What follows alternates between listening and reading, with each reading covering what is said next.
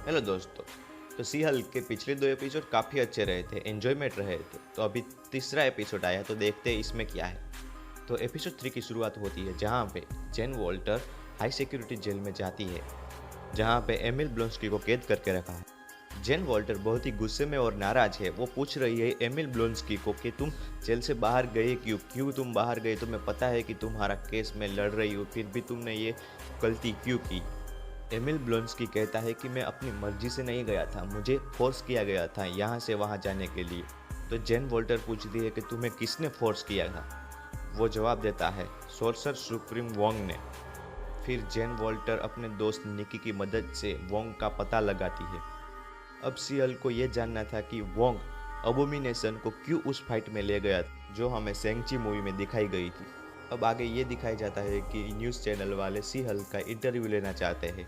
जेन Walter की friend निकी भी उसे समझा रही है कि इंटरव्यू दे दो, पर जेन वॉल्टर का मानना है कि वो एबोमिनेशन का केस लड़ रही है, इसलिए इंटरव्यू उसका लेना चाहते हैं सब लोग। आगे के सीन में हम देखते हैं कि डेनिस भी अपनी एक्स गर्लफ्रेंड पर केस करना चाहता है, क्योंकि उसकी एक्स गर्लफ्रेंड ने डेनिस के बहुत सारे पैसे खा लिए हैं।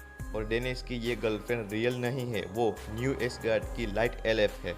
और इस तरह देखा जाए तो वो एक सुपर हीरो है। और सुपर ह्यूमन लॉ डिवीज़न का केस सी हल्क देखती है। डेनिस अपना केस समझा ही रहा होता है, लेकिन वहाँ अचानक से होती है वोंग की एंट्री।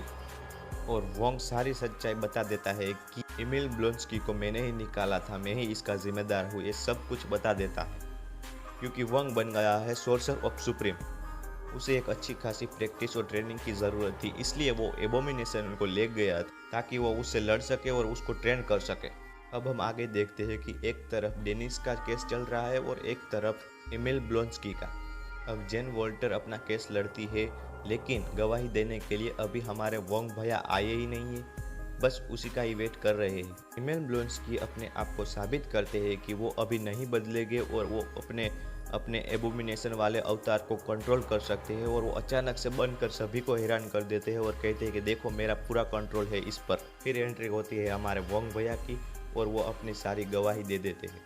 यहीं हमको देखने को मिलता है कि ये दूसरी तरफ दूसरी स्टोरी चलती होती है डेनिस की केस वाली, जो उसकी गर्लफ्रेंड की है। जो दूसरी तरफ जेन वॉल्टर सब कुछ समझाती है जज को और वो सब समझ जाते हैं और पैरेल पर एमिल ब्लोंस्की को छोड़ देते हैं। फिर आगे के सीन पर हमें देखने को मिलता है कि जेन वॉल्टर और उसकी दोस्त निकी दोनों एक बार में बैठे बैठे बातें कर रहे हैं। निकी अपने फोन में जेन को दिखाती है कि जेन के पेट में एबोमिनेशन का बच्चा है।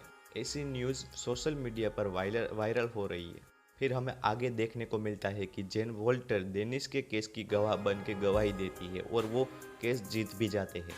तभी हमें न्यूज़ चैनल में दिखाया जाता है कि एबोमिनेशन आज़ाद हो चुका है और उसी चैनल पर हमारी सी हल्क अपना इंटरव्यू दे रही होती है। न्यूज़ वाला पूछता है कि आपका नाम आपने सी हल्क क्यों रखा है?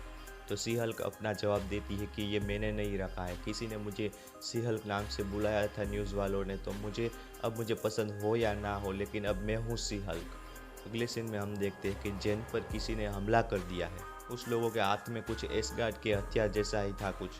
तभी जेन अपना रूप बदल के सी हल्क बन जाती है और सभी लोगों की छुट्टी कर देती है। वैसे उन लोगों का मकसद था कि वो जेन का यानी कि सी हल्क का ब्लड ले सके, लेकिन सी हल्क की मोटी चमड़ी उस इंजेक्शन के सोई को मोड़ देती है, उस पर वो चुभती ही नहीं है। फिर हमें आगे देखने को मिलता है एक मिड क्रेडिट सीन, जिसमें सी हल्क और मिगन थी स्टेलियन दोनों अपनी बूटी को सेक कर रहे हैं।